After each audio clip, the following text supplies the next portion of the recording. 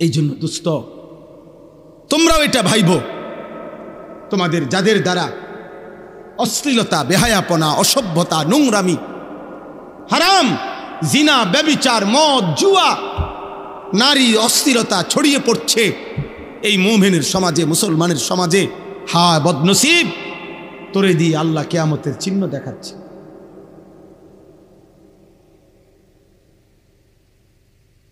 তোমাকে দিয়ে আল্লাহ তাআলা কিয়ামতের চিহ্ন দেখাচ্ছে। বেঈমানের অনুসরণ বেড়ে যাবে। আজকে তোমাদের যাদের চুল কাফের মুশরিক বেঈমানদের মতো এই বিশ্রী বিকট, হায় দুর্ভাগা, তোমারে দিয়েই তো আল্লাহ কিয়ামতের চিহ্ন দেখাইতেছে। তোমাদের যাদের মা তোমাদেরকে ভয় পায়, বাবা ভয় পায়, একটা কথা বললে তুমি ঘাড় পাক দাও, তুমি মার অবাধ্য সন্তান, তুমি বাবার অবাধ্য সন্তান, তা নাফরমান, তোমাকে দিয়েই তো আল্লাহ কিয়ামতের চিহ্ন দেখাচ্ছে। তো তোমার আখিরাত কি হবে? তোমার কবর কি হবে? তোমার পরকাল কি হবে? তোমার আগামী ভবিষ্যৎ কি হবে? তুমি ভেবে দেখো, ভেবে দেখো। জিনা ব্যভিচার বেড়ে যাবে, নারীর সাথে হারাম সম্পর্ক বেড়ে যাবে। এখন তোমরা যারা এর মধ্যে লিপ্ত আছো, তুমি কি বুঝো না যে আল্লাহ তোমাকে দিয়ে কিয়ামতের চিহ্ন দেখাচ্ছে? এই জন্য দোস্ত আমার, বাপ আমার, প্রিয় ভাই আমার, বন্ধু আমার, এটা বোঝা উচিত আমার যে আমি কেন সেই যুবক হব, আমি কেন সেই মানুষ হব যাকে দিয়ে আল্লাহ কিয়ামতের খারাপ মন্দ চিহ্ন দেখাবে? আমি কেন হব তা? এই জন্য আমরা বললাম প্রত্যেকটা মানুষের কাছে, যারা কষ্ট করে এই গভীর রাতে এই প্রচন্ড গরমের মধ্যে বসে আছেন, বাপ আপনারাও ভাববেন, ছেলেরা তোমরাও ভাববা, এমন যেন না হয় আমারে কষ্ট দিলা। কত সন্তান মায়ের রক্ত মাখাছে, চোখের পানি, আজকে মা তার একটা নিঃশ্বাস, কোনো মা যদি একবার দীর্ঘশ্বাস ফেলে, সন্তান তুই আমারে কি করলি, একবার বাপ যদি এটা বলে ফেলে, খোদার কসম আল্লাহর আরশ গিয়া ধাক্কা লাগবে। আর আল্লাহ বলছে, নবী বলছে, আল্লাহ সব পাপের শাস্তি সহ্য করতে পারে। আল্লাহ বলছে সব পাপের শাস্তি আল্লাহ হাসরের ময়দানে দিবে। খোদার কসম নবী বলছে, উম্মত কুল্লু যুনুবি ইউআখিরুল্লাহু ইলা আজালিম মুসাম্মা, সকল পাপ আল্লাহ চাইলে কিয়ামত পর্যন্ত বিলম্ব করতে পারে শাস্তি, কিন্তু ইল্লা আকুল ওয়ালিদাইন, মা বাবার নাফরমানি আল্লাহ এই পাপ আল্লাহ সহ্য করে না। নবীজি বলছে লাইয়া মুতা হাত্তা ইউআযযিবাহুল্লাহু ফিল আরদ, আল্লাহ তাআলা মা বাবার নাফরমান সন্তানকে মৃত্যু দিবে না যতক্ষণ পর্যন্ত আল্লাহ তাকে দুনিয়াতে বেইজ্জতি না করবে। রাতের 12টা 11 বাজে, তাহলে রাত 12টা 11 পর্যন্ত যেই যুবক সজাগ থাকতে পারলা, সেই তুমি কেন সেজদা দিতে পারলা না বাপ? বলো না আব্বা, কেমনে ঘুমাইবা এখন? সারাদিন মোবাইলে হয়তো নারী দেখছো, ছবি দেখছো, অশ্লীল দৃশ্য দেখছো। সারাদিনে যারা পেশাব করে হয়তো পানি নাও নাই, টয়লেট পেপার ব্যবহার করো না, শরীরও নাপাক, আর এই অশ্লীল নারীর ছবি দেখলে হারাম বীর্যপাত হয়, এ কারণেও শরীর নাপাক।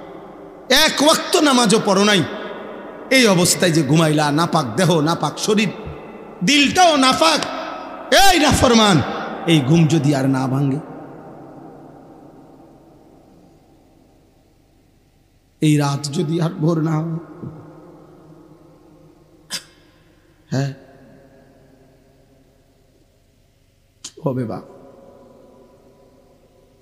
রাসূলুল্লাহ সাল্লাল্লাহু আলাইহি ওয়াসাল্লাম বলেছেন, লা ইয়াজনি জানি হিনা ইয়াজনি ওয়া হুয়া মুমিন, কোন ব্যভিচারী যখন জিনা করে সে মুমিন থাকে না।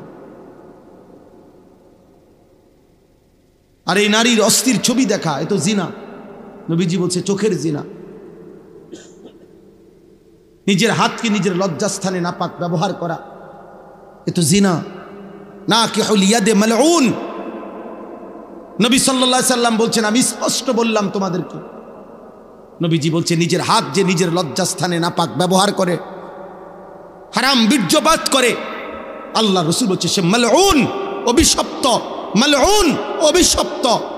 এমন অভিশপ্ত জিন্দেগি নিয়ে যুবক যদি ঘুম না ভাঙে, যদি রাত ভোর না হয়, তো কি হবে তোমার আখেরাত, কি হবে তোমার কবর? কে তোমার এই সান্ত্বনা দিল যে তুমি আরো 30 বছর বাঁচবা? অমিনকুম মান ইউতাওয়াফা মিন ক্বাবলু, আল্লাহ বলেন আমি কিন্তু বান্দা সকলকে বৃদ্ধ বয়স পর্যন্ত পৌঁছাই না। আমার এই মুরব্বী হুজুর তো তিনি বৃদ্ধ হইছে বলে আমরা সবাই বুড়ো হব না? আল্লাহ বলে না বান্দা, আমি অনেককেই তার আগেই মৃত্যু দিয়ে ফেলি। দেয় মৃত্যু, কথা বলে না? 3 শেষ, আবার অল্প একটু। 3 দিনের বাচ্চা কবরে যায়? 3 বছরের বাচ্চা কবরে আছে? 3 মাসের বাচ্চা কবরে আছে? তাইলে আমার প্রিয় বন্ধু মাওলানা মোতালেব হোসাইন সালেহী, বাংলাদেশের একজন অন্যতম বক্তা, আলেমে দ্বীন, ওর একটা মেয়ে বাচ্চা হয়েছে আজকে 1 মাস। 1 মাসের বাচ্চা। গত 1 মাস আগে এই মেয়ে বাচ্চাটা অসুস্থ ছিল কয়েকদিন। গত 3 দিন আগে রাত্রেবেলা আমারে বলতেছে ঢাকা নিছে, ঢাকার শ্যামলীতে বড় হসপিটালে ভর্তি করাইছে। আমি বললাম এখন কি অবস্থা বাচ্চার? বলল যে এখন আলহামদুলিল্লাহ অনেকটা ভালো আছে, হাসপাতালটা অনেক ভালো, বর্ণনা দিতেছে আমারে, খুব সুন্দর হাসপাতাল, চিকিৎসা খুব ভালো, ইত্যাদি ইত্যাদি। এই রাত্রে এটা বলল। পরের দিন রাত 12:30 বাজে আবার কল আসছে হের, এই মোতালেব মৌলানার। আবার যখন আমি মোবাইল রিসিভ করছি পরের দিন রাত 12:30টায়, ও দেহি কাঁদতেছে। কিরে দোস্ত কি হইলো? কয় আমার বাচ্চাটা মারা গেছে, আমার 1 মাসের বাচ্চাটা মারা গেছে। 2টা ছেলের পরে একটা মেয়ে হইছে, বড় বেশি আদরের মেয়ে হয়েছিল, বাচ্চাটা মারা গেছে। আমি অবাক হয়ে গেছি। অনেকক্ষণ সান্ত্বনা দিয়ে যখন বললাম, হৃদয় বিদারক কথা যেটা, যে আমি যখন তাকে বললাম যে এখন তুই কই, বাচ্চাটা কোথায়, এখন কই তোরা? ও তখন বলতেছে যে আমি ঢাকা থেকে রওনা দিছি, আমার মৃত বাচ্চা আমার কোলে, আমি বাচ্চাটারে কোলে নিয়ে আসি, আমার বাচ্চা আমার দিকে তাকায় আছে। আচ্ছা ভাবেন তো, 1 মাসের এই বাচ্চা কোলের যেই বাবা, সেই ঢাকা থেকে লাকসাম পর্যন্ত আসছে, এমন মৃত বাচ্চা 1 মাসের কোলে নিয়ে এই বাবার কলিজায় তখন কেমন অবস্থা হয়েছে? ওই গর্ভধারিণী মায়ের হৃদয়ের অবস্থা তখন কি হয়েছে?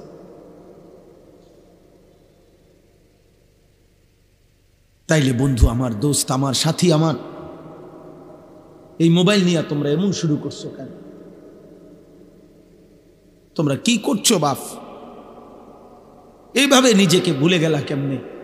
আর এই পৃথিবীর কোনো উপকার না করলা, নিজেরে এভাবে তিলে তিলে নষ্ট করে দিচ্ছ কেন? তোমার চরিত্রের অবস্থা কি তুমি জানো? তোমার দেহের অবস্থা কি? তোমার চেহারার হালাত কি? চুল রাখছো মুশরিকের মতো, শরীর নাপাক করে রাখো। আহা, আল্লাহ তোমাদের উপরে দয়া করেন, আল্লাহ তোমাদের উপরে রহম করেন। এটা কেমন জীবন আব্বা? 1 ওয়াক্ত নামাজ পড়তে মন চায় না, কেমন জীবন? কোনো দিন মালিকের নাম আসা। আজকে আমি মসজিদে জুমার নামাজে আমার জুমার বয়ানের তাফসিরে বলছি, শয়তানকে শয়তান কেন বলা হয়? শয়তানকে শিন তা নুন, শয়তানের মূল অক্ষর, অর্থ হলো 24 ঘন্টা যার প্রতি মুহূর্ত যে হক থেকে, সত্য থেকে দূরে, এই জন্য তাকে শয়তান বলা হয়। অর্থাৎ 1 সেকেন্ড যে নিজে এবং তার অনুসারীদেরকে 24 ঘন্টা যে হক থেকে, সত্য থেকে, আল্লাহর পথ থেকে সরায়া রাখতে চায়, এই জন্য তাকে শয়তান বলে।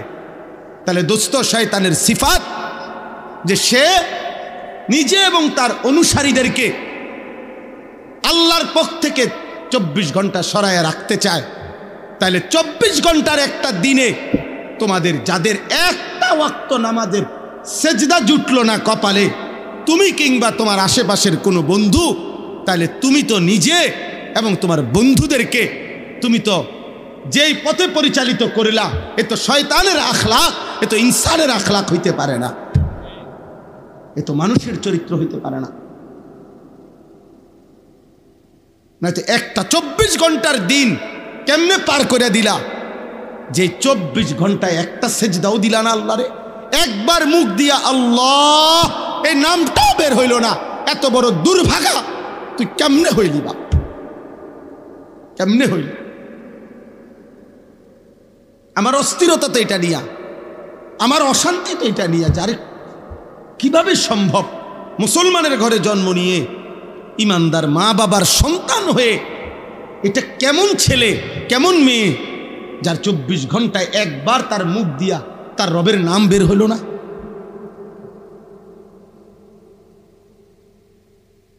এ কেমন জীবন আব্বা, এ কেমন জিন্দেগি? আল্লাহ আমাদেরকে হেফাজত করেন। মানুষ একদিনে বদলায় না, মানুষ একদিনে বদলায় না, কিন্তু শুনতে থাকলে হৃদয়ে জমতে থাকে। মানুষ চোখে যা দেখে তার হৃদয়ে জমে, কানে যা শুনে তার হৃদয়ে জমে।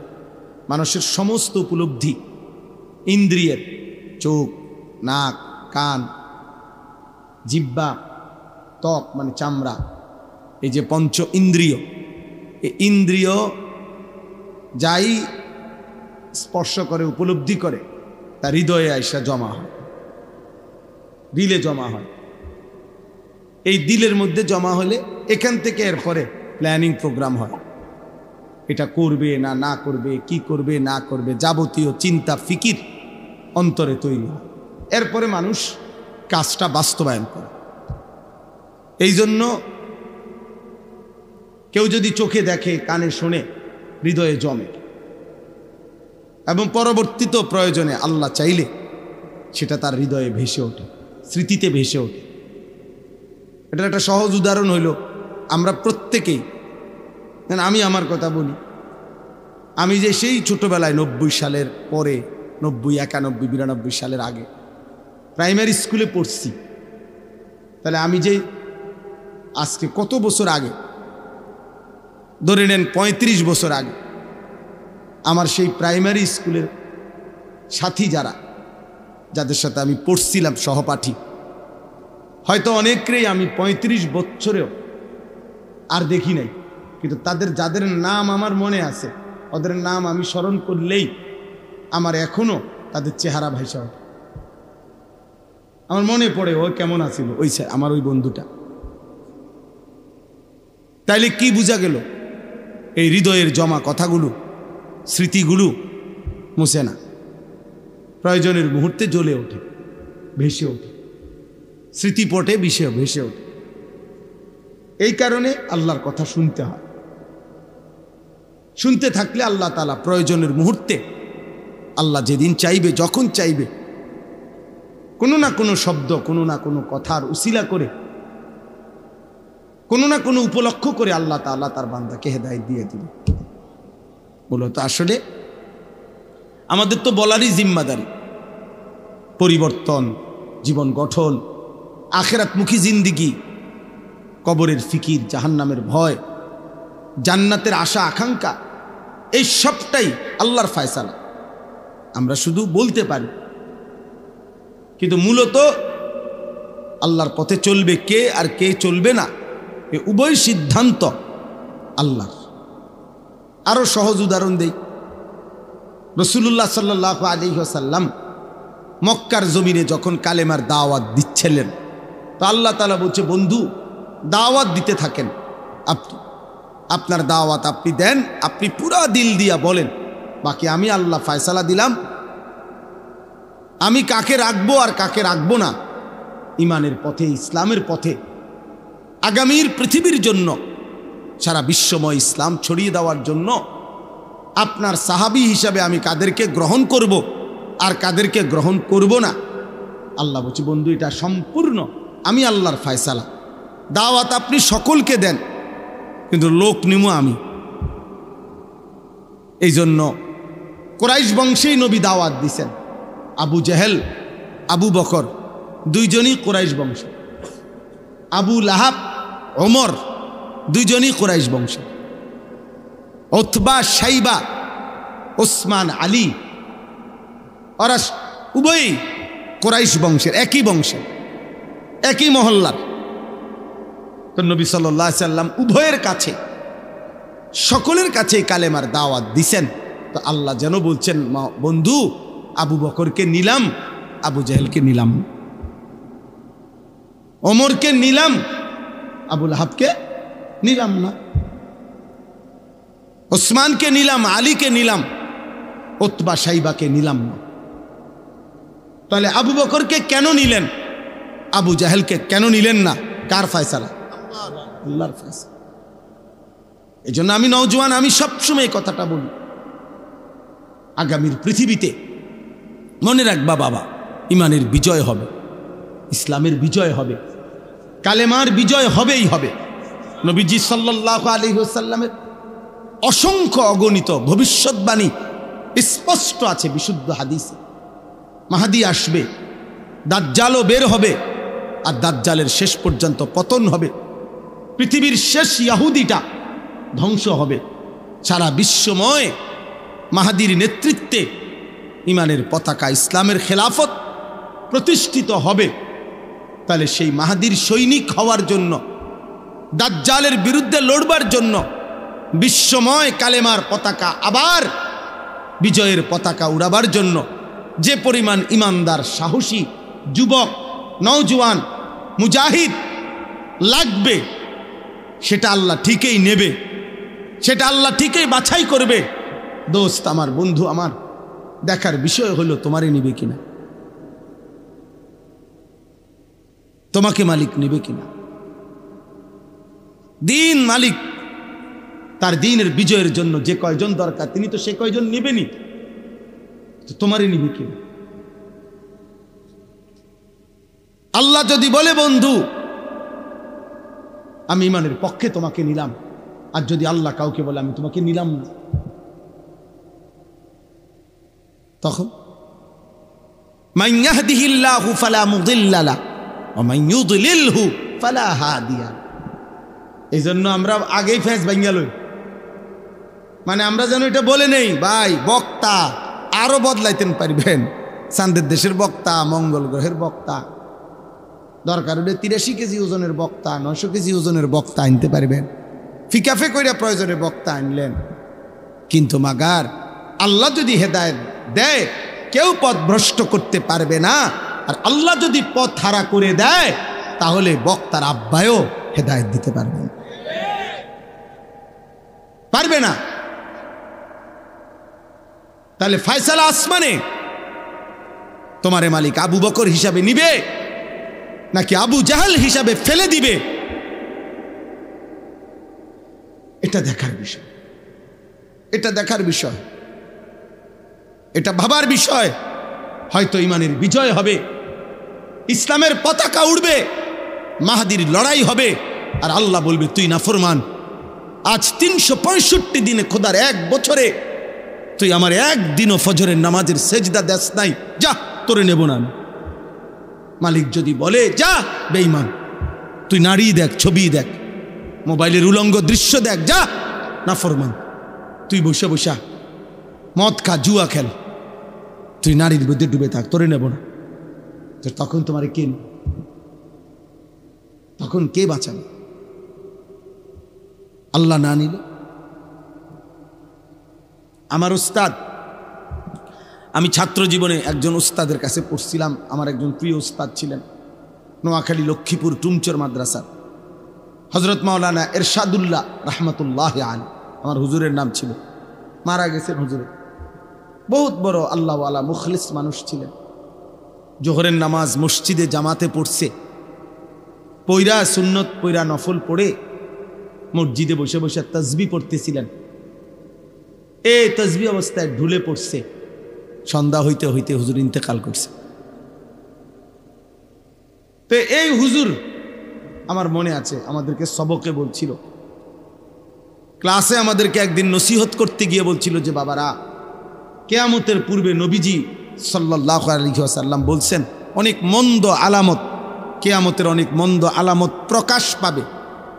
যেমন মদ পান বেড়ে যাবে, হত্যা খুন বেড়ে যাবে,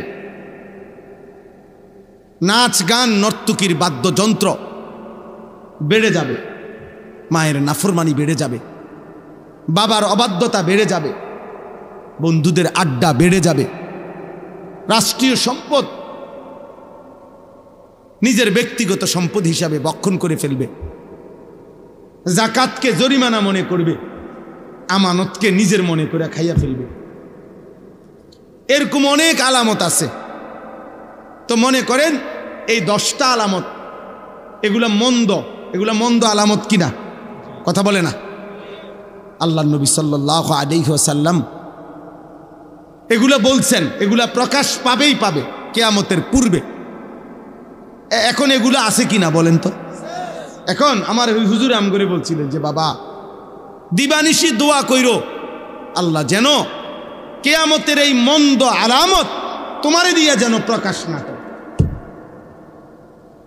আমার স্পষ্ট মনে আছে হুজুর এটা বলতে। মনে করেন এটা কিয়ামতের আলামত যে কিয়ামতের পূর্বে মায়ের নাফরমানি সন্তান বেশি করবে, তো আল্লাহর কাছে চাইতে হবে, মাওলা ওই সন্তান আমারে বানায়েন না যে সন্তান তার মার নাফরমানি করে। কিয়ামতের পূর্বে মদ, নেশা, জুয়া বেড়ে যাবে। হুজুর বলতেন দোয়া করবা, আল্লাহ আমারে সেই যুবক বানায়েন না যে মদ পান করবে, নেশা করবে, জুয়া খেলবে। তাহলে কিয়ামতের এই চিহ্ন তো আপনি আমারে দিয়ে দেখাইলেন, আমাকে দিয়ে দেখাইলেন। এই জন্য দোস্ত, তোমরাও এটা ভাইবো, তোমাদের যাদের দ্বারা অশ্লীলতা, বেহায়াপনা, অসভ্যতা, নোংরামি, হারাম, জিনা, ব্যভিচার, মদ, জুয়া, নারী অস্থিরতা ছড়িয়ে পড়ছে এই মুমিনের সমাজে, মুসলমানের সমাজে, হায় বদনসিব, তোরে দিয়ে আল্লাহ কিয়ামতের চিহ্ন দেখাচ্ছে।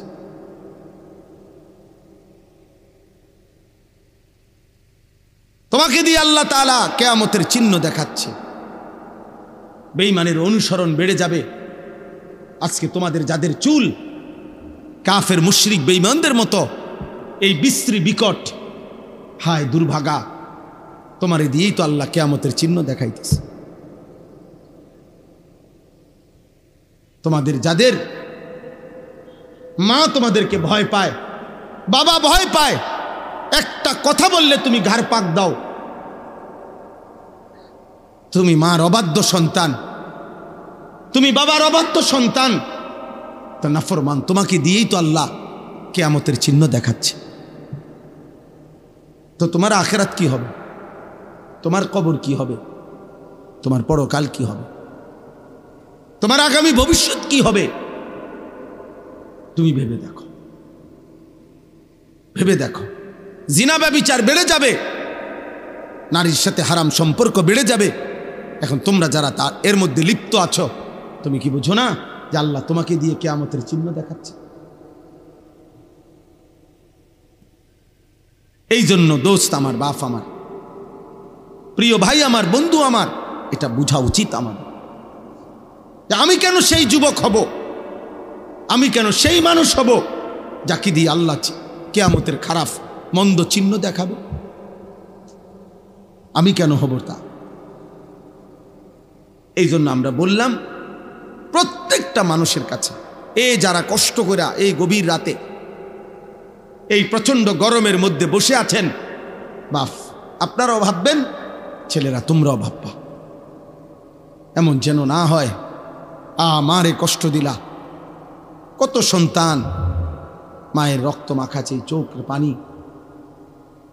আজকে মা তার একটা নিঃশ্বাস, কোনো মা যদি একবার দীর্ঘশ্বাস ফেলে, সন্তান তুই আমারে কি করলি, একবার বাপ যদি এটা বলে ফেলে, খোদার কসম আল্লাহর আরশ গিয়া ধাক্কা লাগবে। আর আল্লাহ বলছে, নবী বলছে, আল্লাহ সব পাপের শাস্তি সহ্য করতে পারে। আল্লাহ বলছে সব পাপের শাস্তি আল্লাহ হাসরের ময়দানে দিবে। খোদার কসম নবী বলছে উম্মত কুল্লু যুনুবি ইউআখিরুল্লাহু ইলা আজালিম মুসাম্মা, সকল পাপ আল্লাহ চাইলে কিয়ামত পর্যন্ত বিলম্ব করতে পারে শাস্তি, কিন্তু ইল্লা আকুল ওয়ালিদাইন, মা বাবার নাফরমানি আল্লাহ এই পাপ আল্লাহ সহ্য করে না। নবীজি বলছে লাইয়া মুতা হাত্তা ইউআযযিবাহুল্লাহু ফিল আরদ, আল্লাহ তাআলা মা বাবার নাফরমান সন্তানকে মৃত্যু দিবে না যতক্ষণ পর্যন্ত আল্লাহ তাকে দুনিয়াতে বেইজ্জতি না করবে।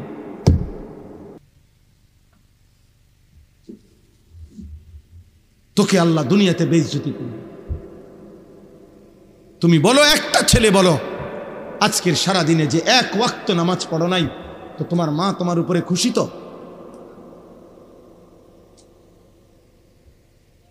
তোমার বাবা তোমার উপরে খুশি? তো দিবানিশি যারা মোবাইলে নারী ছবি অস্থির দৃশ্য দেখো, তোমার মা তোমার উপরে রাজি? তো তোমার বাবা তোমার উপরে খুশি? তো তোমার আল্লাহ তোমার উপরে খুশি? তো তোমার মদিনার নবী তোমার উপরে খুশি? তো এই বেনামাজি নাফরমান বলো।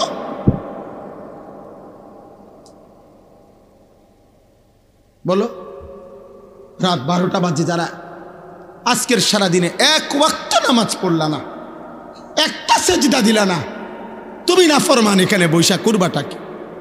আমারে ভালোবাসলে তোমার কি, তোমারে ভালোবাসলে আমার কি? আমি তো ভোটে দাঁড়াইছি না, আমার তো এটা নির্বাচনী জনসভা না, আমি তো কোনো প্রার্থী না, জনপ্রিয়তা দিয়ে আমি কি তা করব? খোদার কসম, রব্বে কাবার কসম, জনপ্রিয়তা আখিরাতের বিবেচনায়, পরকালের বিবেচনায় জনপ্রিয়তার পরিচিতি, সুনাম, সুখ্যাতির দুনিয়াবি 2 পয়সার কোনো ভ্যালু নাই, 2 পয়সার কোনো ভ্যালু নাই। ভুয়া, ধোঁকা বেটা, এগুলা দুনিয়াবি পদ পদবি হাসিলের জন্য হইতে পারে, আখিরাতে এটা দিয়ে করবো কি? আমারে যদি 10 কোটি মানুষ চিনে, আমার কবর রাজা মাপ, তো আমি এটা দিয়ে কিতা করবো? আমি এটা দিয়ে কিতা করবো? কি করবো? ঘাস কাটুম এটা দিয়ে? আমারে যদি 10 কোটি মানুষ চিনে, তো আপনাদের কারো কবর রাজাব মাপ, তো আমার জনপ্রিয়তা দিয়ে আপনি কিনবেন, আপনি লাফান কিনতেন, আমার লোকে ছবি উঠাইলে আপনার কি? হে বলেন কি ফায়দা? কি মানুষ আপনার মাথা তালগি দিয়ে আসবে? হ্যাঁ বুঝেন না? আপনি নেশা করবেন, আপনি নারী দেখবেন, আপনি চুল রাখবেন বেঈমানের মতো, আর আমার লোকে ছবি দেখে মানুষ আল্লাহু আকবার, ভাই সাহেব আপনারা দেখলে দি জুনায়েদ বাগদাদির মতো লাগবে আছে। হ্যাঁ আল্লাহু আকবার, আল্লাহ। মানুষে ব্যাক কল, মানুষে চিরা খায়, মানুষে ভাত খায় না। ওই দেখেন ওই অসভ্য মোবাইল ধরে রাখছে, এই দেখছেন? কিছু বেয়াদব থাকবেই, আরো বলবেন কিছু গাদ্দার। তার কথা হলো হুজুর তোর বাপও যদি বলে আমি ফিরব না। হা পাথর দিল সন্তান, কলিজা এত শক্ত বানায় লাইও না, নিজেরে এত চালাক বাইব না। ভাতখানা কোনো চালাকি না, পেশাব পায়খানা কোনো খুব একের বুদ্ধিমানের কিছু না। দুনিয়া ভোগ করা এটা কোনো আহামরি কিছু না, দুনিয়া জানোয়ারও ভোগ করে, দুনিয়া মুশরিক বেঈমানও ভোগ করে, দুনিয়া কাফের বেঈমানও ভোগ করে, দুনিয়া কুকুর বিড়ালও ভোগ করে। এজন্য আমি ভাত খাইতে পারি, এর আমি ঘুম যাই, আমি পেশাব পায়খানা করি, আমি সারা রাত নারী দেখি, বেটা একটা মানুষও টের পায় না। না আপনি বিরাট চালাক, আরে সুবহানাল্লাহ আপনি বহুত বুদ্ধিমান। আপনি কি ভাবছেন? আপনার উপরে বরঞ্চ মালিকের অভিশাপ চলছে, আল্লাহর নারাজি চলছে এই পরিমাণ। আল্লাহ যেন বলছেন নাফরমান, এত পাপের পরেও তোরে কেউ টেনে ধরে না, তোকে কেউ ফিরায় না, এটা তোর বদনসিব, এটা তোর মন্দ কপাল, এটা দুর্ভাগা। তুমি এক বাচ্চা যেন নিজে নিজে আগুনের দিকে যাচ্ছে, নিজে নিজে পানিতে পড়তে যাচ্ছে, কেউ তাকে টানে ধরে না, কেউ তাকে আগুন থেকে বাঁচাইতে চাচ্ছে না, এটা ওই বাচ্চার সৌভাগ্য। কথা বলে না কেন? এটা ওই বাচ্চার সৌভাগ্য। তাইলে তুমি জাহান্নামের দিকে যাচ্ছ, অস্থির ছবি দেখতে দেখতে, উলঙ্গ দৃশ্য দেখতে দেখতে, এক ওয়াক্ত নামাজ না পড়তে পড়তে নাফরমান, তুমি তো জাহান্নামের আগুনে চলতে যাচ্ছ। তোরে কেউ টেনে ধরে না, তোরে কেউ ফিরায় ধরে না, তো এটা কি তোর সৌভাগ্য বেটা? বদনসিব, এটা তো তোর দুর্ভাগ্য বাবা। তুই এমন মন্দ কপাল হইলি কেমনে বাপ? 365 দিনে একদিনও ফজরের নামাজ পড়লি না বাপ, কেউ তোরে ডাকলো না কেন? কেউ তোরে ডাকলো না কেন? 1 বছরে কেউ জন্য কোনো মা, তোমার বাবা, তোমার স্বজন কারো একটু ফিকিরেও আসলো না? আমার 16 বছরের ছেলেটা যে নামাজ না পড়ে ঘুমায় আছে, আহারে ওর কি হবে? আমি তো আজকের ভোরেও আমার সন্তান যতক্ষণ পর্যন্ত ঘুম থেকে না উঠছে ততক্ষণ দাঁড়াইয়েই ছিলাম, আব্বা উঠো উঠো, আবার শুয়ালায় আবার উঠাইছি। তারপরে আমার সন্তান 9 বছরের ছেলে, আমার 14 বছরের ছেলে, আমি বাপফুত মিল্লা এর পরে ফজরের নামাজ জামাতে পড়ছি।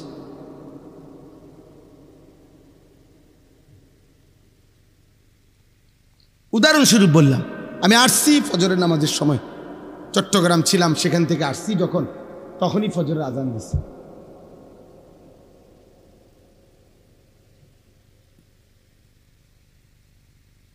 এই জন্য আব্বা মনে করো না বাপ, গুনার পথে চলতেছ, নাফরমানির পথে চলছো, কেউ ফিরায় না।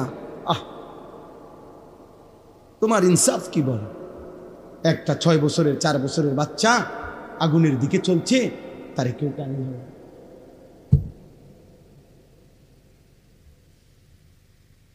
এটা যেমন দুর্ভাগ্য, তুমিও তো জাহান্নামের আগুনের দিকে যাচ্ছ, তোমারে কেউ টেনে ধরছে না, এটাও দুর্ভাগ্য, এটাও বদনসিব। 30 বছর সুদ খায়, কোনো দিন কল্পনায় কলিজার ভিতরে আসলো না, আহারে এটা তো হারাম। 60 বছর পর্যন্ত বিড়ি সিগারেট খায়, কোনো দিন কল্পনায়ও আসলো না, আহারে এটা তো গুনাহ। 40 বছর ধরে কথায় কথায় গালি দেয়, আহারে একবারও মনে আসলো না এটা তো হারাম। এ কেমন জীবন বাপ? এ কেমন জীবন? এই ছেলে, তুমি দেখাও সবাইরে দাঁড়াইয়া যে তুমি যে গাদ্দার, তুমি দেখাও, সবাইকে দেখাও, তোমার চিনাও যে হুজুর দেখেন ভাই সব, আমি একজন সাহসী মানুষ, যে এই হুজুরের এতগুলো নিষেধের পরেও আমি আমার মোবাইল ধরে রাখছি। আপনি আমার সাহস দেখেও কি করতে পারেন, অনুপ্রাণিত হতে পারেন, দেখাও। আমি ছেড়ে দিবার মানুষ না, সাফ কথা, আমি ছাড়বো না, আমার হিসাবে এটা। আমি তো বললাম, সুন্দরভাবে বলি না, কথা বলেন, বলছি কি না বলেন? তাইলে আধা ঘন্টা মোবাইলটা না ব্যবহার করলে ক্ষতিটা কি? 1 ঘন্টা মোবাইল না করলে, ব্যবহার না করলে এখন বাংলাদেশ কাইতেই যাবে। তাইলে কিছুটা সময় যতক্ষণ পর্যন্ত এই বড় মোবাইল থেকে নিজেকে আলাদা না করা হবে, যার মধ্যে আমাদের সারা পৃথিবী বিখ্যাত শেখুল ইসলাম আল্লামা তাকি উসমানী দামাত বারাকাতুহুম, তিনি ফতুয়া দিয়েছেন, এই বড় মোবাইল দ্বারা যে গুনাহ থেকে মোটেই বাঁচতে পারে না, তার জন্য এই বড় মোবাইল ব্যবহার করার কোনো অনুমতি নেই। এক মুসলমান তার সকল কিছু ব্যবহারের ক্ষেত্রে হালাল হারামের কিছু নাই, জায়েজ না জায়েজের কোনো বিধান নাই। আমার মন চাইলেই হলো। আল্লাহ আমাদেরকে হেফাজত করে। আমরা স্বপ্ন দেখছি, এই শক্ত কথা, এই কঠোর, এই ধমক, এর বিনিময়ে উদ্দেশ্য ঝগড়া করা না। আলহামদুলিল্লাহ একটা স্বপ্নে আছি, স্বপ্নটা হইল আগামীর পৃথিবীতে ইসলামের বিজয় হবে ইনশাআল্লাহ। আগামীর পৃথিবীতে কালেমার পতাকা উড়বে। ষড়যন্ত্র যেমন খুব গভীর, ইনশাআল্লাহ ইমানের বিজয়ও খুব কাছে। রাত্র যত গভীর হয়, এটা কিন্তু বিপরীতে সান্ত্বনাও যে সকাল কাছায় গেছে। সন্ধ্যা বাজে 6টা, এখনো ভোর হতে অনেক দেরি, কিন্তু রাত বাজে গভীর 3টা রাতের, বোঝা যাবে সকাল কাছায় গেছে, আর 1.5 ঘন্টা বাকি। এজন্য চারিদিকে ইসলাম বিরোধীদের চক্রান্ত, ষড়যন্ত্র, হুমকি ধমকি। আজকে ইহুদিরা আমাদেরকে চোখ রাঙ্গায়, আজকে খ্রিস্টানরা আমাদেরকে চোখ রাঙ্গায়, আজকে বারবার বৌদ্ধরা আমাদের মুসলমানদেরকে চোখ রাঙ্গায়, আজকে উগ্র উগ্র হিন্দু সংগঠন ইসকনের গুন্ডারা আমাদেরকে চোখ রাঙ্গায়, কিন্তু এটাও সত্য, এই সব চোখ রাঙ্গানি শেষ করে একদিন কালেমার পতাকা উড়বেই উড়বে ইনশাআল্লাহ। বিজয়ের পতাকা উড়বে, ইমানের পতাকা উড়বে, মাহদির বিজয় হবে, দাজ্জালের পতন হবে, ইহুদির শেষ ব্যক্তিটারও পতন হবে, বিশ্বময় ইসলামের খেলাফত হবে। এটা রাসূলুল্লাহ সাল্লাল্লাহু আলাইহি সাল্লামের বিশুদ্ধ হাদিস। নবীজি সাল্লাল্লাহু আলাইহি সাল্লাম বলছে, যদি শুনে থাকো কিয়ামতের আর একদিন বাকি, তবুও বিশ্বাস রেখো উম্মত মাহদি আসবে। নবীজি বলছে ইমানের বিজয় হবে, আরেকবার পৃথিবী কালেমার পতাকা বিশ্বময় দেখবে ইনশাআল্লাহ। ইনশাআল্লাহ ইনশাআল্লাহ সেদিন হয়তো কেউ কাজে লাগবে, কেউ কাজে লাগবে না। কেউ হয়তো ইমানের পক্ষে থাকবে, কেউ দাজ্জালের খপ্পরে নিজের ইমান শেষ করবে। আগামীর সময় মুমিনের পরীক্ষা ভাই। এখন তো হইল গুনাহ নেকির টানাটানি চলতেছে, কেউ নেক করে, কেউ গুনাহ করে। আগামীর সময়টা হবে ইমান আর কুফরের সময়। কারো ইমান থাকবে, কারো ইমান থাকবে না। ইউসবিহুর রাজুলু মুমিনান ওয়া ইউমসি কাফিরান। কসম খোদার ভাই, আল্লাহর নবী বলছে, পরিষ্কার বিশুদ্ধ হাদিস, সকালবেলা থাকবে মুমিন, সন্ধ্যায় হয়ে যাবে কাফের। ওয়া ইউমসি মুমিনান ওয়া ইউসবিহু কাফিরান। সন্ধ্যাবেলায় থাকবে মুমিন, সকাল হতে হতেই হয়ে যাবে কাফের। ইয়াবিউ দীনাহু বিআরাদিন মিনাদ দুনিয়া। আল্লাহর নবী সাল্লাল্লাহু আলাইহি সাল্লাম বলেন, সামান্য দুনিয়ার লোভে অসংখ্য অগণিত আমার উম্মত নিজের ঈমান বিক্রি করে ফেলে, ঈমান বিক্রি করে ফেলে। আল্লাহ আমাদেরকে হেফাজত করেন। এজন্য বয়স্ক বাবা আপনাদেরকে বলি, আপনাদের কাছে অনুরোধ করি, আপনারা আপনাদের স্ত্রী, সন্তান, ছেলে মেয়ের, পরিবারের সদস্যদের ঈমান, আমল, নামাজ, রোজা, বন্দিগি, হালাল হারামের নজরদারি করেন। খাট পালং, সোফা, ফার্নিচার এগুলো এমনিই হবে মিয়া। এগুলো এখন পৃথিবীতে কোনো অবাক কিছু না। টাইলস চিনে না এমন পাগলও নাই, সোফা চিনে না এমন পাগলও এখন আর পৃথিবীতে নাই। আপনি শুধু শুধু এই সোফা, খাট এটি কেউ দেখতো না, আপনি এটি প্রত্যেকের ঘরে আছে। আঙ্গাল কাঙ্গালে ওইটি চিনে। ফ্রিজ সবার দরকার, এটা একটা নিত্য প্রয়োজনীয় জিনিস, এটা আর এখন কোনো শৌখিন জিনিস। বাংলাদেশের যেই গরম, এখানে এসিও এখন নিত্য প্রয়োজনীয় জিনিসের অন্তর্ভুক্ত। এইটাও আর এখন শৌখিনতা নাই, এত প্রচন্ড গরম। অতএব প্রয়োজনীয় এই জিনিসপত্র কোনো না কোনোভাবে প্রত্যেকেই ব্যবস্থা করছে। এগুলো মানুষের দেখাইয়া শুনাইয়া কোনো লাভ নাই, ভালো লাভ নেই। ইমানের হিসাব দেন, আখিরাতের হিসাব দেন, সেজদার হিসাব দেন, গোলামির হিসাব দেন। আমার প্রিয় সন্তান, আমার প্রিয় নওজোয়ান ভাই, এমন মালিকের নাফরমানি করো না বাপ। এমন মালিকের নাফরমানি মানায় না রে বাপ। তুমি জানো না তিনি তোমার কেমন রব। আল্লাহ যেন ডাক দিয়ে বলে, বান্দা তুমি জানো আমি তোমার কেমন রব? 24 ঘন্টা তোমার অজান্তে, তুমি জানো না, বুঝো না, বলো নাই, আমি রব্বুল আলামিন এমন রব 24 ঘন্টা অস্তিত্বের প্রথম সেকেন্ড থেকে নিয়ে শেষ পর্যন্ত জীবনের সকল প্রয়োজন, জীবনের সকল আয়োজন, হৃদয়ের প্রতিটা স্পন্দন, নিঃশ্বাসের প্রতিটা নড়াচড়া, দেহের পুরা অঙ্গ প্রত্যঙ্গের নড়াচড়া আমি আল্লাহ যা ঠিক ঠিক মতো তোমার পৌঁছাচ্ছি, করে দিচ্ছি। গোটা কায়নাত আমি তোমার জন্য বারবার, একবার আলো দিয়ে সাজাই, একবার অন্ধকার দিয়ে সাজাই, একবার রাত বানাই, একবার দিন বানাই, একবার সকাল বানাই, একবার দুপুর বানাই, সপ্তাহ বদলাই, মাস বদলাই, দিন বদলাই, শরীর বদলাই, স্বাস্থ্য বদলাই। ছিলা ছোট্ট বাচ্চা, বানাইলাম শক্তিমান যুবক, আবার বানাইলাম বৃদ্ধ। ছিলা দুর্বল, বানাইলাম সবল। ছিলা অসুস্থ, বানাইলাম সুস্থ। ছিলা গরিব, বানাইলাম ধনী। ছিলা সম্পদহীন, দিলাম সম্পদ। এত কিছু 24 ঘন্টা যে মালিক আমি নিজ যত্নে তোমার করছি। আমি তোমার সেই মাওলা, আমি তোমার সেই আল্লাহ। তোমার সেজদা দিতে বলছি বান্দা, অন্য কেউ না। আমি তোমার বড় বেশি আপনজন। আমার ইচ্ছা ছাড়া তোমার নিঃশ্বাস চলে না, আমার ইচ্ছা ছাড়া তোমার চোখ নড়ে না। তুমি কেমনে পারলা বান্দা আমার মতো মালিকরে সেজদা না দিতে? বলো না আব্বা, বলো না ভাইয়া, আমার প্রিয় সন্তান বলো। 16 বছর যেই ছেলের এত অল্প বয়সে এক ওয়াক্ত নামাজ পড়ো না, আগামী 40 বছর পর্যন্ত তোমারে যদি আল্লাহ হায়াত দেয়, সেই পর্যন্ত তোমার নাফরমানির অবস্থা কি হবে? আল্লাহ তোমারে কোনো কিছু দেয় নাই। আলাম নাজালিল আরদা মিহাদা ওয়াল জিবালা আওতাদা ওয়া খালাকনাকুম আজওয়াজা।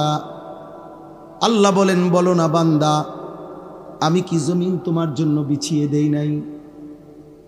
উত্তর দেন, জমিন কি আল্লাহ আমাদের জন্য বিছায় নাই?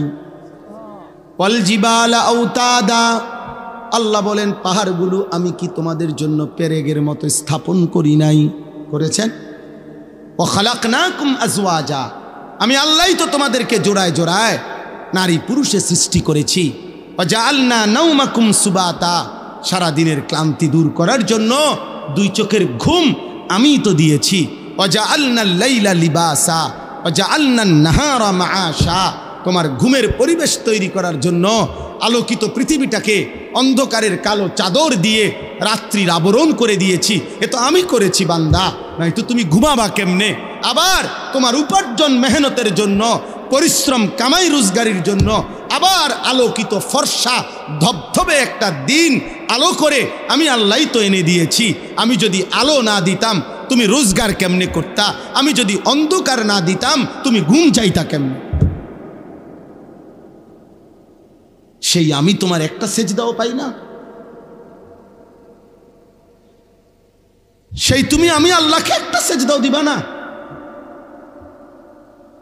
রাতের 12টা 11 বাজে, তাহলে রাত 12টা 11 পর্যন্ত যেই যুবক সজাগ থাকতে পারলা, সেই তুমি কেন সেজদা দিতে পারলা না বাপ? বলো না আব্বা, কেমনে ঘুমাইবা এখন? সারাদিন মোবাইলে হয়তো নারী দেখছো, ছবি দেখছো, অশ্লীল দৃশ্য দেখছো। সারাদিনে যারা পেশাব করে হয়তো পানি নাও নাই, টয়লেট পেপার ব্যবহার করো না, শরীরও নাপাক, আর এই অশ্লীল নারীর ছবি দেখলে হারাম বীর্যপাত হয়, এ কারণেও শরীর নাপাক। এক ওয়াক্ত নামাজও পড়ো নাই, এই অবস্থায় যে ঘুমাইলা, নাপাক দেহ, নাপাক শরীর, দিলটাও নাপাক, এই নাফরমান, এই ঘুম যদি আর না ভাঙে, এই রাত যদি আর ভোর না হয়, হ্যাঁ হবে বা?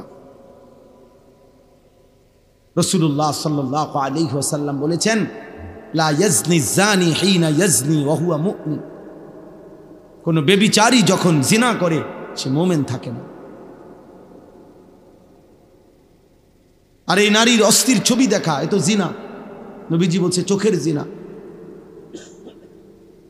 নিজের হাতকে নিজের লজ্জাস্থানে নাপাক ব্যবহার করা, এ তো জিনা। নাকিহুল ইয়াদে মালউন। নবী সাল্লাল্লাহু আলাইহি সাল্লাম বলছেন, আমি স্পষ্ট বললাম তোমাদেরকে, নবীজি বলছে নিজের হাত যে নিজের লজ্জাস্থানে নাপাক ব্যবহার করে, হারাম বীর্যপাত করে, আল্লাহ রাসূল বলছে সে মালউন, অভিশপ্ত। মালউন, অভিশপ্ত। এমন অভিশপ্ত জিন্দেগি নিয়ে যুবক যদি ঘুম না ভাঙে, যদি রাত ভোর না হয়, তো কি হবে তোমার আখেরাত? কি হবে তোমার কবর? কে তোমার সান্ত্বনা দিল যে তুমি আরো 30 বছর বাঁচবা? অমিনকুম মান ইউতাওয়াফা মিন ক্বাবলু, আল্লাহ বলেন আমি কিন্তু বান্দা সকলকে বৃদ্ধ বয়স পর্যন্ত পৌঁছাই না। আমার এই মুরব্বী হুজুর তো তিনি বৃদ্ধ হইছে বলে আমরা সবাই বুড়ো হব না? আল্লাহ বলে না বান্দা, আমি অনেককেই তার আগেই মৃত্যু দিয়ে ফেলি। দেয় মৃত্যু, কথা বলে না? 3 বছর শেষ, আবার অল্প একটু। 3 দিনের বাচ্চা কবরে যায়? 3 বছরের বাচ্চা কবরে আছে? 3 মাসের বাচ্চা কবরে আছে? তাইলে আমার প্রিয় বন্ধু মাওলানা মোতালেব হোসাইন সালিহি, বাংলাদেশের একজন অন্যতম বক্তা, আলেমে দ্বীন। ওর একটা মেয়ে বাচ্চা হয়েছে আজকে 1 মাসের বাচ্চা। গত 1 মাস আগে এই মেয়ে বাচ্চাটা অসুস্থ ছিল কয়েকদিন। গত 3 দিন আগে রাত্রেবেলা আমারে বলতেছে ঢাকা নিছে, ঢাকার শ্যামলীতে বড় হসপিটালে ভর্তি করাইছে। আমি বললাম এখন কি অবস্থা বাচ্চার? বলল যে এখন আলহামদুলিল্লাহ অনেকটা ভালো আছে, হাসপাতালটা অনেক ভালো, বর্ণনা দিতেছে আমারে, খুব সুন্দর হাসপাতাল, চিকিৎসা খুব ভালো, ইত্যাদি ইত্যাদি। এই রাত্রে এটা বলল। পরের দিন রাত 12:30 বাজে আবার কল আসছে হের, এই মোতালেব মৌলানার। আবার যখন আমি মোবাইল রিসিভ করছি পরের দিন রাত 12:30টায়, ও দেহি কাঁদতেছে। কিরে দোস্ত কি হইল? কয় আমার বাচ্চাটা মারা গেছে, আমার 1 মাসের বাচ্চাটা মারা গেছে। 2টা ছেলের পরে একটা মেয়ে হইছে, বড় বেশি আদরের মেয়ে হয়েছিল, বাচ্চাটা মারা গেছে। আমি অবাক হয়ে গেছি। অনেকক্ষণ সান্ত্বনা দিয়ে যখন বললাম, হৃদয় বিদারক কথা যেটা, যে আমি যখন তাকে বললাম যে এখন তুই কই, বাচ্চাটা কোথায়, এখন কই তোরা? ও তখন বলতেছে যে আমি ঢাকা থেকে রওনা দিছি, আমার মৃত বাচ্চা আমার কোলে, আমি বাচ্চাটারে কোলে নিয়ে আসি, আমার বাচ্চা আমার দিকে তাকায় আছে। আচ্ছা ভাবেন তো, 1 মাসের এই বাচ্চা কোলের যেই বাবা, সেই ঢাকা থেকে লাকসাম পর্যন্ত আসছে, এমন মৃত বাচ্চা 1 মাসের কোলে নিয়ে এই বাবার কলিজায় তখন কেমন অবস্থা হয়েছে? ওই গর্ভধারিণী মায়ের হৃদয়ের অবস্থা তখন কি হয়েছে?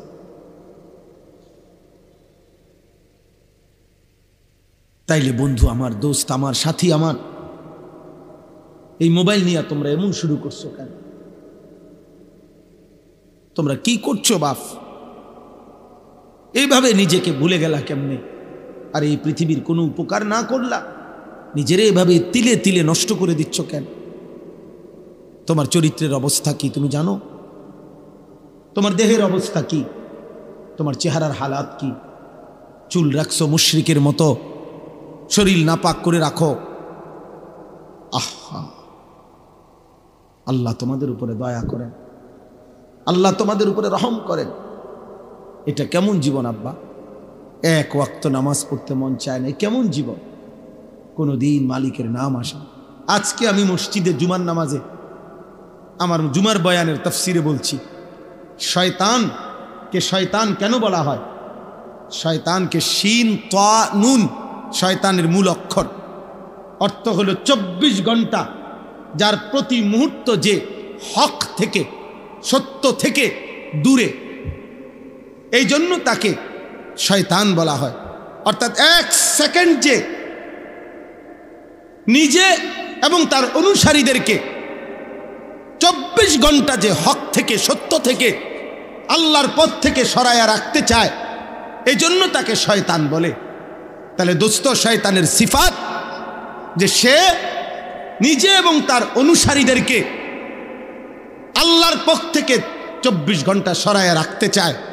তাহলে 24 ঘন্টার একটা দিনে তোমাদের যাদের একটা ওয়াক্ত নামাজের সেজদা জুটলো না কপালে, তুমি কিংবা তোমার আশেপাশের কোনো বন্ধু, তাহলে তুমি তো নিজে এবং তোমার বন্ধুদেরকে তুমি তো যেই পথে পরিচালিত করিলা, এ তো শয়তানের আখলাক, এ তো ইনসানের আখলাক হইতে পারে না, এ তো মানুষের চরিত্র হইতে পারে না। নয়তো একটা 24 ঘন্টার দিন কেমনে পার করে দিলা, যে 24 ঘন্টায় একটা সেজদাও দিলা না আল্লাহরে, একবার মুখ দিয়া আল্লাহ এই নামটাও বের হইল না, এত বড় দুর্ভাগা তুই কেমনে হইলি বা? কেমনে হইল?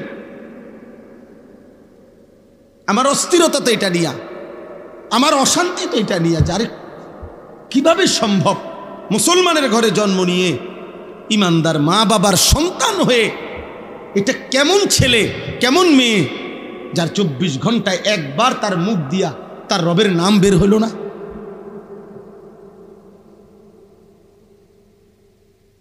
এ কেমন জীবন আব্বা, এ কেমন জিন্দেগি। আল্লাহ আমাদেরকে হেফাজত করেন। বুঝতে শিখেন ভাই, প্রিয় নওজওয়ান, বুঝতে শেখো বাপ। আল্লাহ আমাদেরকে দয়া করেন। এখানে আমি এবার তর্জমাটা বলি, তাইলে আমার কথা শেষ। আল্লাহ তাআলা বলতেছেন, আয়াহসাবুনা আন্নামা নুমিদ্দুহুম বিহি মিন মালিন ওয়া বানিন। এই শেষ 5 মিনিট লাগবে আয়াতের তর্জমা বলতে। তর্জমা বললেই বুঝবেন, একদম সহজ কথা। আল্লাহ বলেন, আমার কিছু বান্দা ভেবেছে, কিছু মানুষ ভাবতেছে আমি যে তাদেরকে দুনিয়াতে কিছু সম্পদ এবং সন্তানাদি দিয়েছি, ভাত মাছ চাল ডাল দালান বিল্ডিং, বিবি বাচ্চা স্ত্রী সন্তান, টাকা পয়সা প্রভাব প্রতিপত্তি দুনিয়াবি, এগুলা যে আমি তাদেরকে দিচ্ছি, ওরা ভাবছে নুসারিউ লাহুম ফিল খায়রাত, আমি তাদের উপরে খুব সন্তুষ্ট হয়ে আছি, তাদেরকে আমি কল্যাণের পথে রেখেছি। টাকা পাইয়া, বাড়ি পাইয়া, বা তরকারি জিফুত পাইয়া ও মনে করতেছে আমার যেহেতু কোনো অভাব নাই, বিপদ নাই, রোগ নাই, ব্যাধি নাই, পেরেশানি নাই, অস্থিরতা নাই, আল্লাহ মনে আমার উপরে খুব খুশি, সন্তুষ্ট। নইলে আমি এত ভাত খাই কা,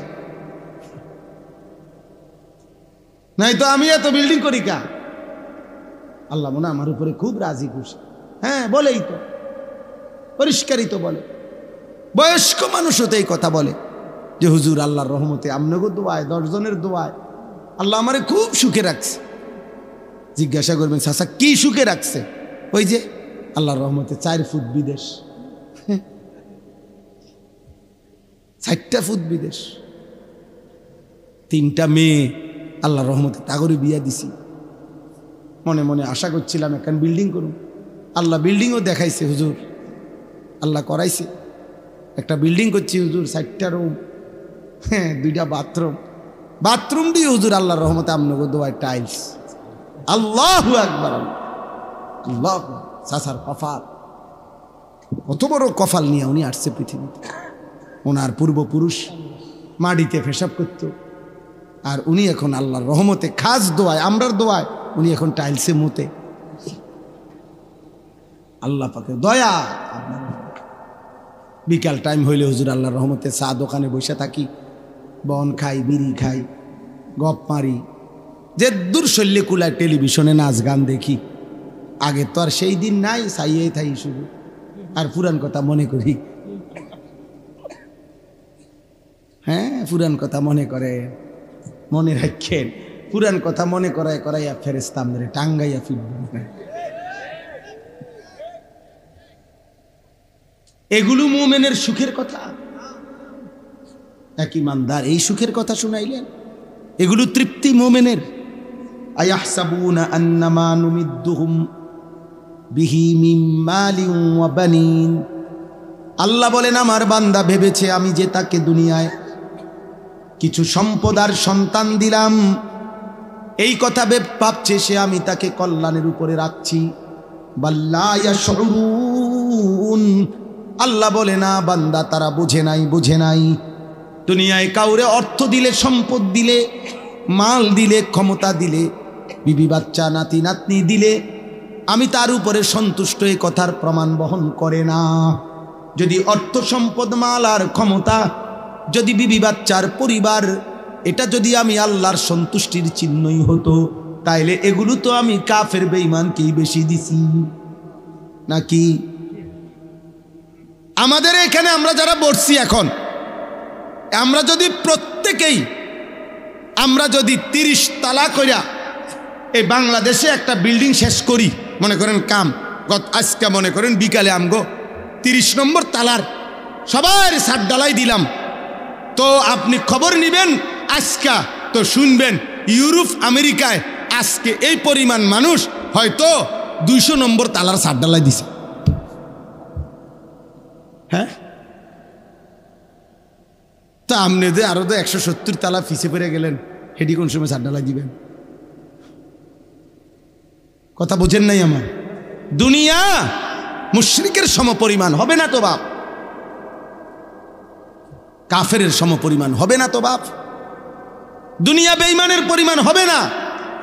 ওদের সমপরিমাণ অস্ত্র কিনে আমরা ওদের সাথে যুদ্ধ করতে পারবো না, ওদের সমপরিমাণ শক্তি, দুনিয়াবি শক্তি দিয়ে আমরা ওদের সাথে লড়াই করে পারবো না। 1450 বছর ইসলাম কাফের মুশরিকদের সমপরিমাণ অস্ত্র দিয়ে কোনোদিনও যুদ্ধ করে নাই, সমপরিমাণ জনশক্তি দিয়েও, জনবল দিয়েও যুদ্ধ করে নাই। প্রতিবার মোমেনের বিজয় হয়েছে মহান আল্লাহ পাক রব্বুল আলামিনের শক্তিতে। প্রতিবার বিজয় দিয়েছেন আল্লাহ।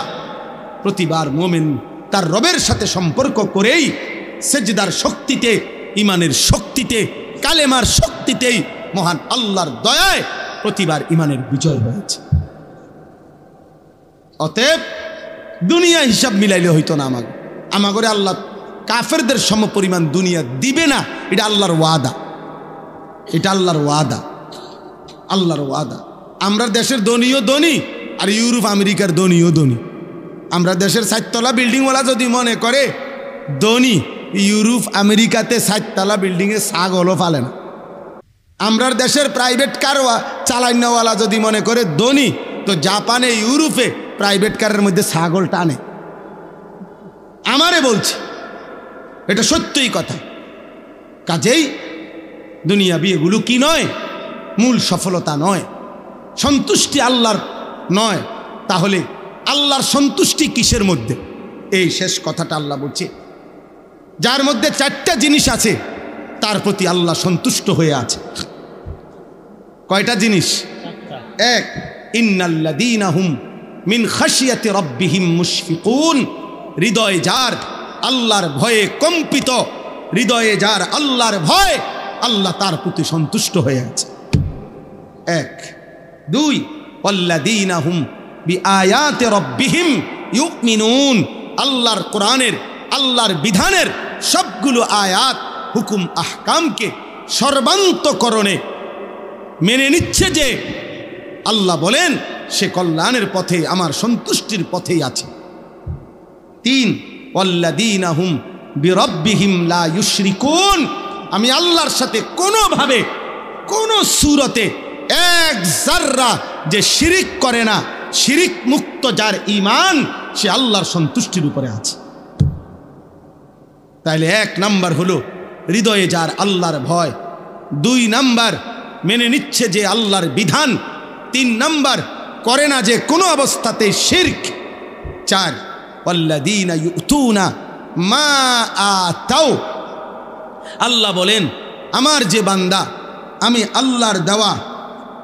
আল্লাহর দেওয়া সব কিছু যা আমি দিছি, শরীর, স্বাস্থ্য, যৌবন, সব কিছু, স্ত্রী, সন্তান, ক্ষমতা, অর্থ, বিত্ত, সম্পদ, প্রভাব, প্রতিপত্তি, ব্যবসা, কামাই, অর্জন, যা কিছু আল্লাহ দিয়েছেন তা আল্লাহর পথে ব্যয় করে, আল্লাহর পথে ব্যয় করে, আল্লাহর পথে ব্যয় করে। আল্লাহ বলেন আমি তার প্রতি সন্তুষ্ট হয়ে আছি, সন্তুষ্ট হয়ে আছি। তাইলে কয়টা হইল? 4টা। হৃদয়ে যার কার ভয়, মেনে নিচ্ছে যে কার বিধান, করছে না কোনো অবস্থাতে যে কি শিরক। 4 নাম্বার আল্লাহর দেওয়া সব নিয়ামত যে ব্যয় করছে কার পথে? আল্লাহর পথে। এইবার এই 4টার পরে আল্লাহ অতিরিক্ত আরেকটা গুণ বলছে। এই 4টা তো ঠিক মতো করেই। এবার আরেকটা বিষয় হলো, 4টা পূর্ণ করার পরেও আল্লাহর হুকুম, আল্লাহর বিধান, আল্লাহর ভয় মানার পরেও যার অন্তরে ওয়া কুলুবুহুম ওয়াজিলাতুন আন্নাহুম ইলা রাব্বিহিম রাজিউন, অন্তরে অন্তরে তার সর্বদা এই ভয় আছে যে হায়, আমাকে তো আল্লাহর সামনে যেতে হবে, হাসরের ময়দানে দাঁড়াইতে হবে। আহা আমার মাওলা, আমার এই বন্দিগি, আমার এই ইবাদত, আমার এই দান, আমার এই সাদাকা, এগুলো জানি কবুল করে কিনা। আসল বিষয় তো আল্লাহ কবুল করে কিনা। কথা বুঝছেন? মানুষের বাহাবা, মানুষ তো দিছে মার হাবা, কিন্তু আসমানের কি অবস্থা? কথা বোঝেন নাই। মানুষ তো বলছে জনাব অমুক 30,000, মানুষ কইছে মার হাবা, হাবারে মার, মার তারে কাটছে, মার। এত টাকা দিল কেন? মানুষের মার হাবা তো আচ্ছা ঠিক আছে, বুঝলাম। আর শাজিমের মালিক আল্লাহ বলবে, বান্দা 30,000 টাকার ইনকামটা কেমনে হয়েছে এটুক বললে ভালো হয়। চিটারি কয় টাকা, বাটফারি কত, সুদে কত, কিস্তির কত, ওজনে কম দইনা টিহা কত, আমি দেখছি বান্দা কাম হইবে না। এ মার হাবা লইয়া বাদ যাও গা, ঘুমাইলাও। তোমার মার হাবা তোমার সাথেই নাও, বাইক নাও, মানুষের জানাইও যে আল্লাহর রহমতে আপনার তো ভাই মার হাবা দিছে, কিন্তু আমি নিলাম না, কারণ হারাম হলে আল্লাহ কি নেকি দিবেন। এজন্য বললাম মুমিন সর্বদাই ভয়ে থাকবে আমার আল্লাহ গ্রহণ করিলেন কিনা। উলাইকা ইউসারিউনা ফিল খায়রাত ওয়া হুম লাহা সাবিকুন। আল্লাহ বলেন এই 4 গুণ হৃদয়ে যার আল্লাহর ভয়, আল্লাহর বিধান যে মেনে নিচ্ছে, করছে না যে শিরক, এবং আল্লাহর দেওয়া সব নিয়ামত আল্লাহর পথে যে ব্যয় করে, দিলে দিলে এই ভয় করে আমার আল্লাহ গ্রহণ করবে তো, আমারে আল্লাহ হাসরের ময়দানে গেলে নিবে তো, এই ভয় নিয়ে আল্লাহর ইবাদত, আল্লাহর হুকুম যে করতে থাকে, আল্লাহ বলে তারাই কল্যাণের পথে দ্রুত গতিতে এগিয়ে যাচ্ছে। অহুম লাহা সাবিকুন, তারা তো জান্নাতের জায়গায় পৌঁছেই গেছে।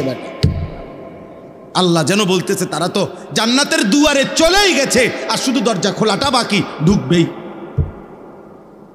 এবার সর্বশেষ কথা হলো শেষ আয়াত। আল্লাহর কোনো বান্দা যদি বলে আল্লাহ আচ্ছা ঠিক আছে আমি আপনার কথা মানব, আপনার হুকুম মানব, তবে পারবো তো সব হুকুম মানতে? আমি কুলাইতে পারো আল্লাহ, আমি তো দুর্বল মানুষ, গ্রামের মানুষ, অসুস্থ মানুষ, সাধারণ মানুষ, আমি পারবো? আল্লাহ বলেন ওয়ালা নুকাল্লিফু নাফসান ইল্লা বুসআহা। বান্দা সুস্থ হও আর দুর্বল হও, তুমি শিক্ষিত হও আর মূর্খ হও, তুমি আমি আল্লাহ তোমাকে কাউকে তার সাধ্যের অতিরিক্ত কোনো বিধান আমি আল্লাহ চাপিয়ে দেই পারবা তুমি? যার জন্য শরীর স্বাস্থ্য জেদ্দুর, যার উপার্জন জেদ্দুর, আমি তার জন্য হুকুমও দিছি এদ্দুর। কথা বলে না? একজন মানুষের উপার্জন ইনকামে 30,000 টাকা, তারে বলে দিছে যে এই বছরের ভিতরে আগামী 15 দিনের ভিতরে হজের রেজিস্ট্রেশন করবা 8 লাখ টাকা, তুই মরস বাসস বা রক্ত বেচ্চাও টাকা দিতে হবে, তুই হজ করতে। এটা নি শরীয়তের বিধান। বেটার টাকা নাই 30,000, বেটার 8 লাখ টাকা দিত, 6 লাখ টাকা দিত। শরীয়ত কি এরকম বলছে? এই লোকটা দাঁড়াইতেই পারছে না, দাঁড়াইয়া থাকতেই পারে না, তো ইসলাম যদি বলতো না তুই নামাজ দাঁড়াইয়াই পড়তে হবে, প্রয়োজনে সুতা দিয়া বাইন্দা টাঙ্গাইয়া তুইব তোমারে, কিন্তু তুমি নামাজ দাঁড়াইয়া পড়তে হবে, এটা শরীয়তের বিধান? কথা বলেন। তাহলে আল্লাহ বলেন না, প্রতি অবস্থায় আমি আল্লাহ বিধান দিয়েছি, কারো উপরে আমি সাধ্যের অতিরিক্ত কিছুই কি করি নাই, চাপিয়ে। সুবহানাল্লাহ, কেমন মালিক আমার। এরপরে আল্লাহ বলেন ওয়ালাদাইনা কিতাবুন ইয়ানতিকু বিল হক ওয়া হুম লা ইউজলামুন। আল্লাহ বলেন সর্বশেষ আমার কাছে মনে রেখো আমার ফেরেশতার আমলনামা লিখছে, এই আমলনামা রেডি হইতেছে, তুমি ঘাবড়াইও না, তুমি আমল করতে থাকো, আর আমার ফেরেশতা আমলনামার কিতাব রেডি করছে। কিয়ামতের দিন তোমার আমলনামাই তোমার সামনে কথা বলবে, এক বিন্দু জুলুম হবে না, একটা নেকিও ছুটে যাবে না, একটা গুনাহ বেশি লেখা হবে না। ঠিক তুমি যা করেছ তার আলোকেই ফয়সালা হবে, তার আলোকেই সিদ্ধান্ত হবে, তার আলোকেই বিচার হবে। আল্লাহ আমাদেরকে ঈমান আমলের জীবন দান করেন, আল্লাহ তাআলা আমাদেরকে উত্তম আখলাকের জীবন দান করেন। অনেক কষ্ট করছেন,